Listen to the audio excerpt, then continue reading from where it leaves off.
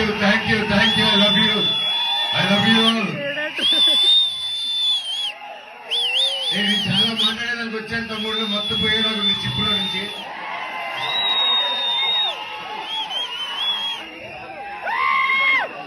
మీరాయ్ ఎలా అనిపించింది మీకు? అందరికీ నమస్కారం. ఈరోజు ఇక్కడ ఈ స్టేజ్ మీద నిలబడారంటే అది ఓవర్ నైట్ జరిగిన కష్టం కాదు, 3 సంవత్సరాల కృషి.